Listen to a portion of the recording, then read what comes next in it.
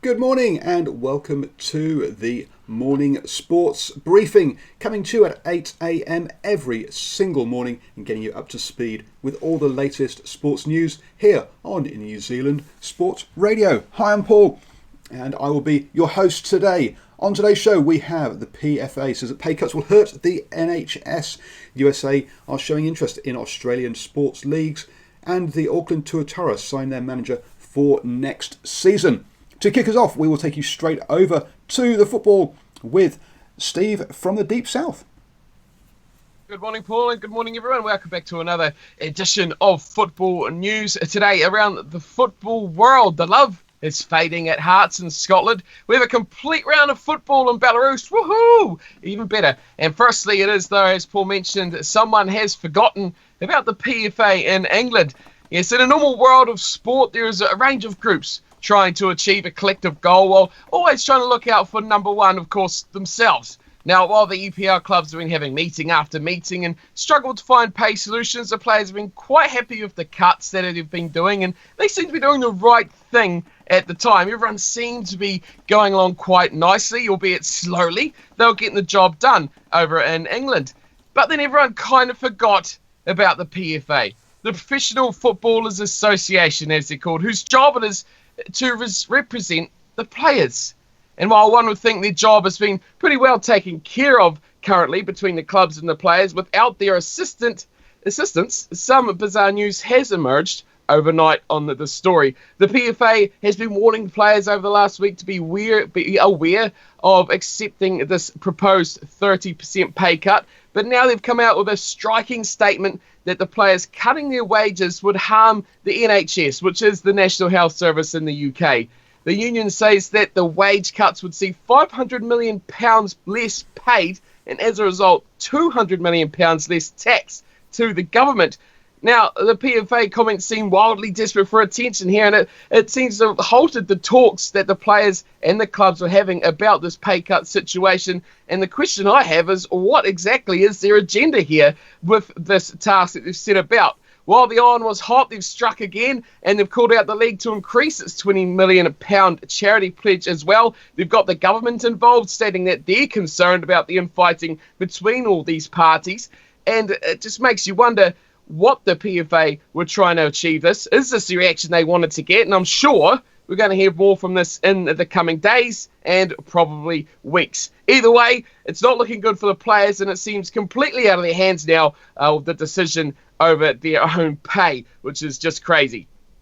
On to the good news, though, and it is actual football again. Yes, we're back to the completion of the third round of the Belarusian Premier League. It's completed only a few hours ago with the final matches taking place. So we had 4 matches on the Sunday and a couple just finishing off this morning. And there was a bit of something for everyone in this round.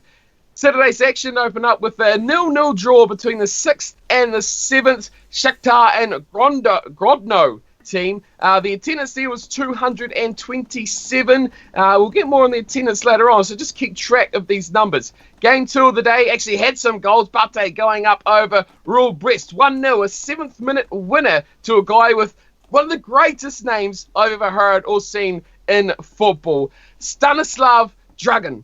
That's an amazing name, absolutely amazing name. The attendance there was 470, a pretty good little turnout there for the great goal from Dragan. Ashwin's side, yes, Dynamo Brest, good to see you back, Ashwin, and your team were up next at home against Slavia. And it was a massive road trip win for the away team, Slavia, not your side, sorry, Ashwin.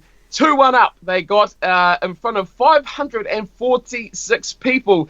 The sad news is, though, for Ashwin's side, all the goals were scored after the hour mark. That's not the bad news, but none was scored by Dynamo Brest at all. Their goal that they did score was an own goal.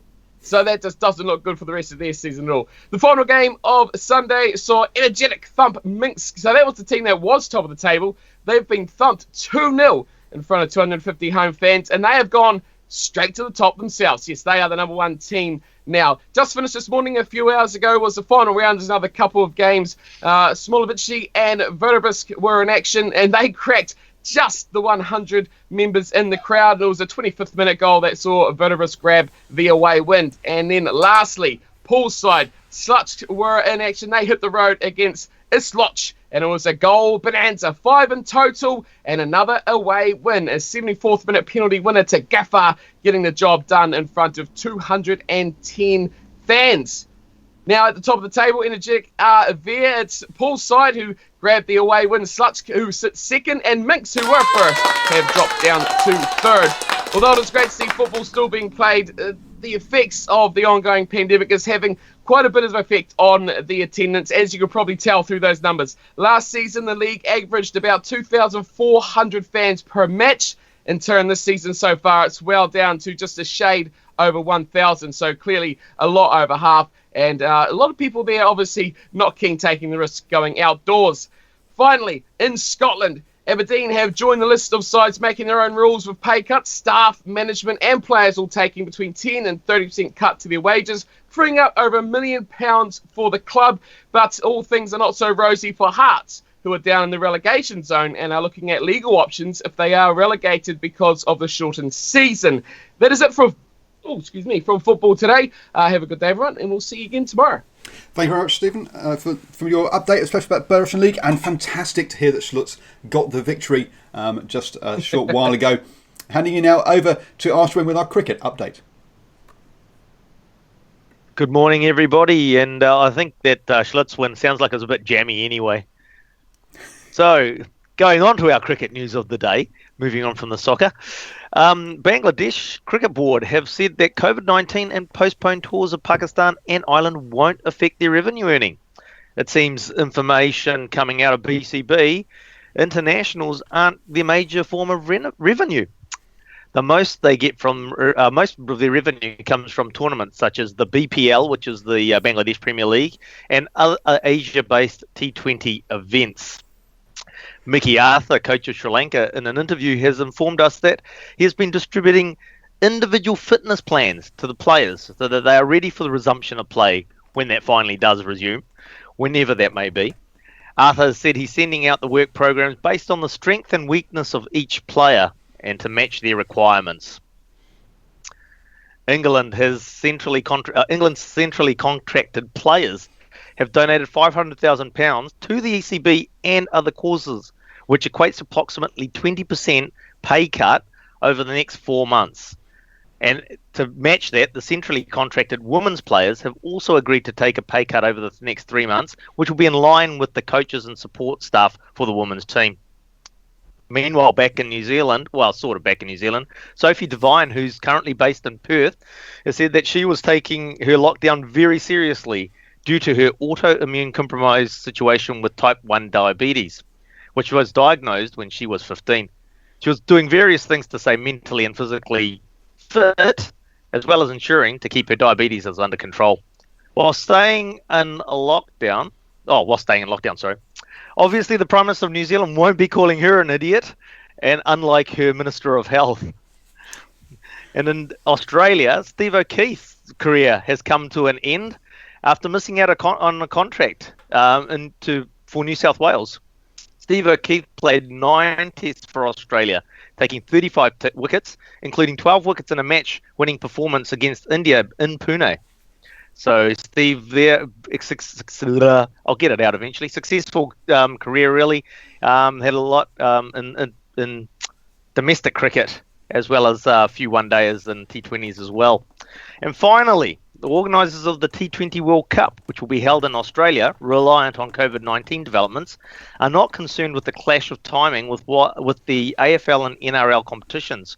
They believe that they will thrive against that competition anyway. I think they're correct in the fact that the World Cup itself will draw in a big crowd. When we look at how the Big Bash has operated in Australia, they've got some fantastic crowds for those tournaments. And I think that for the T20 World Cup, people will still come to watch that with some class players turning up. Whilst those restrictions, whilst they'll be confident about the crowds coming along for the T20, they are still keeping an eye out on developments with COVID-19. I'll let Paul finish his coughing. Hopefully he hasn't got COVID-19. And as I said, they're keeping an eye out on developments of COVID-19, as there will be restrictions after we're started as life goes back to normality. There will be travel restrictions in place, etc. And they're looking at other sports codes to see what's happening in those areas, particularly the French Open, apparently, they're looking at, and to see how they're going to handle the travel of players in and out of France, or obviously in Australia for their case. So, Paul, that's the cricket news, and we'll see everybody tomorrow with some more. Thank you very much, Ashwin. And I thought I'd muted my mic, so hopefully the coughing wasn't heard on the show. Moving on to Stephen. Moving over to Stephen from the far north, who will take us through all of the birthdays today.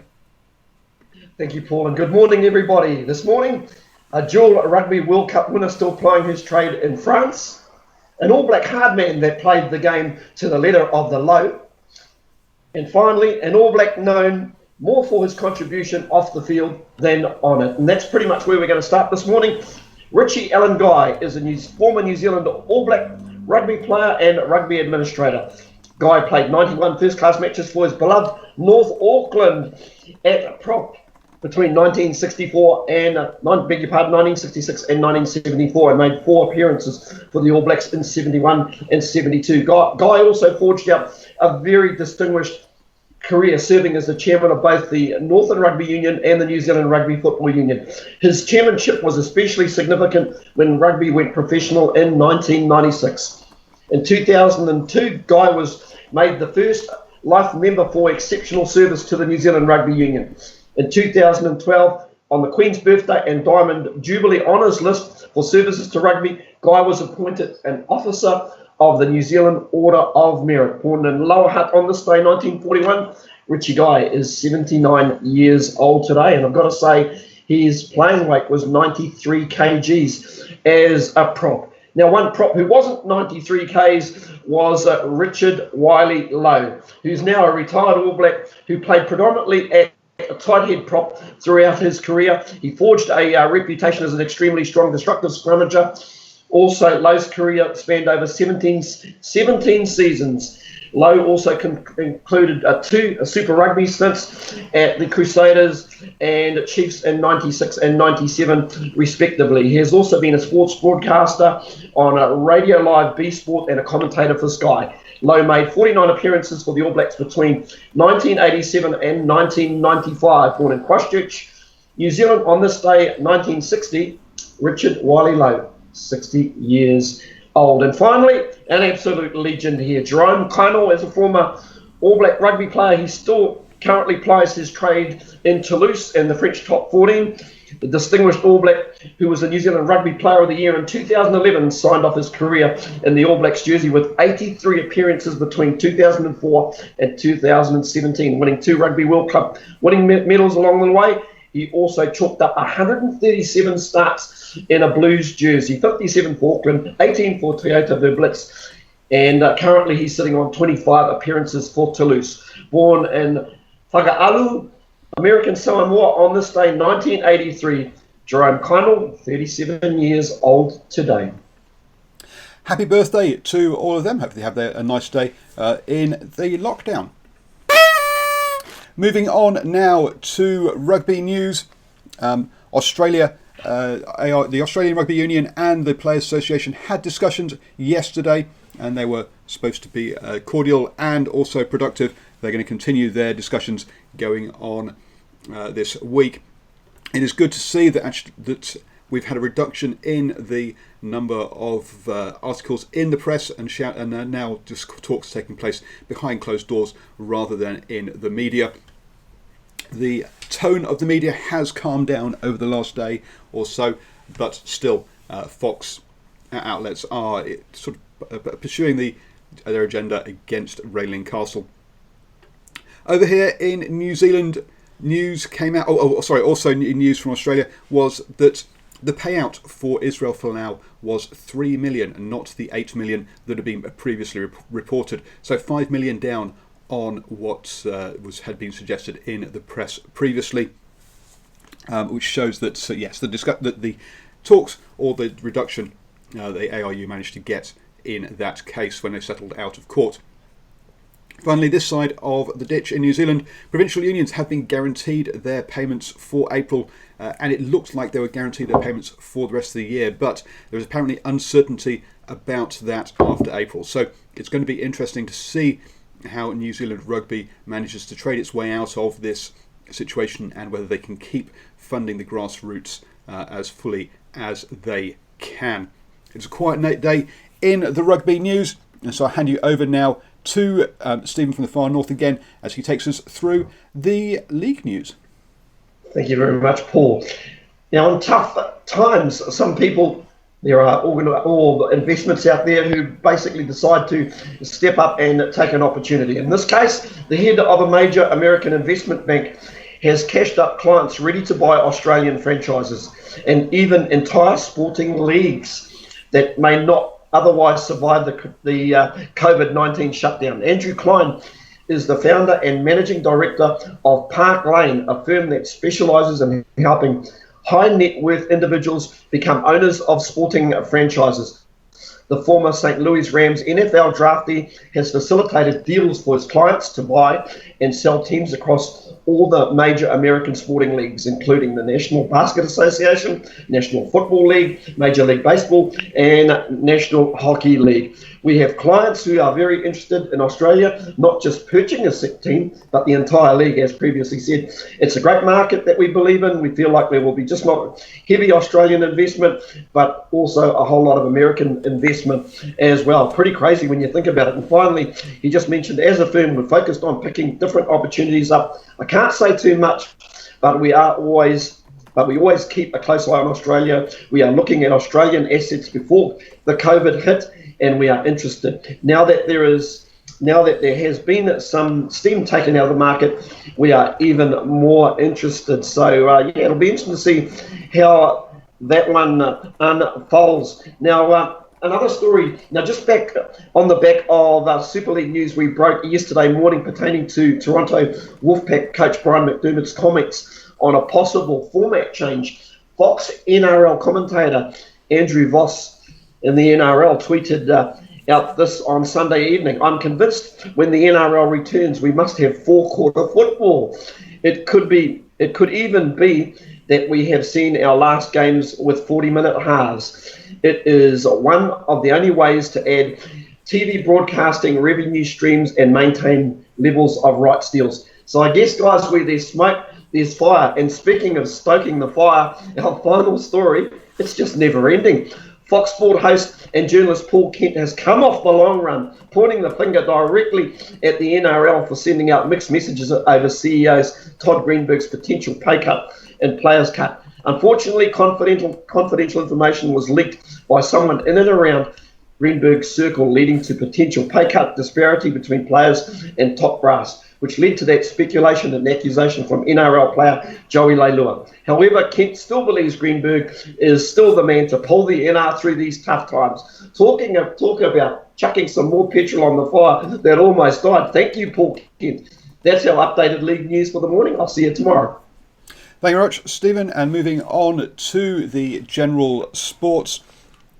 If you've been looking on social media, you might have seen former Kiwi golf star Phil Tatarangi's amazing trick shot.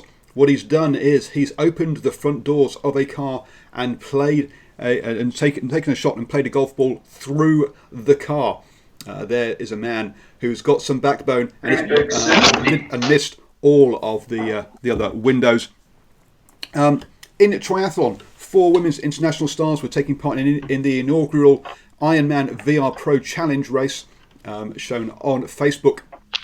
Miranda Carfrey from Australia was going well in the cycling leg when her husband decided to bring some of her trophies into the room as motivation for her and kicked out the plug, taking her out of the race. So there you go. She had a mechanical indoors in that race. Unfortunately for her, she was racing against American Jolene McCauley, Canadians Angela Neath and Jenai Seymour of South Africa.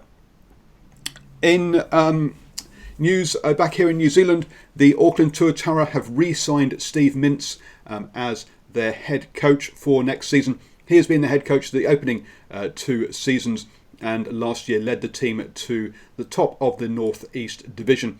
So that continuity will be good for the Tuatara in the upcoming season, which will kick off in sort of 8 or so months' time, or about an 8-month gap between the two of them.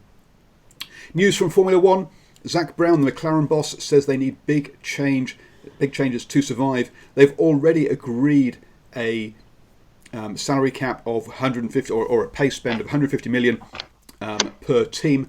He's suggesting that needs to come down to 100 million. The 2 of the 3 big teams, that being McLaren, Red Bull and Ferrari, are understood to be seeing this as as opportunism by the smaller teams to reduce their advantage. Apparently McLaren of the 3 is on board with perhaps a reduction. The other thing that they've agreed for next year is that they will have the same cars next year as well.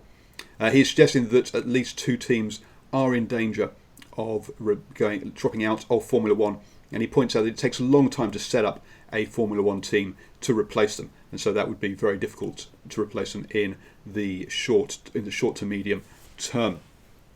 That is your news from the New Zealand Sports Radio. Do join us at 8 a.m. What am I saying? 8 a.m. every morning for the morning sports briefing. And this Wednesday at 8 p.m. is the inaugural, or the first ever, Do You Know Sport quiz that'll be taking place, as I say, at 8 p.m. on Wednesday. So do join in for that. And if you would like to take part in future shows of that, then get yourself a mate, 2 of you, and drop me a line at DrivingMaul or through the Facebook page, or PEBAINS, pebains@gmail.com. Let me know if you would like to enter a team into Do You Know Sport quiz. Thank you everybody, and catch you tomorrow morning at 8 a.m.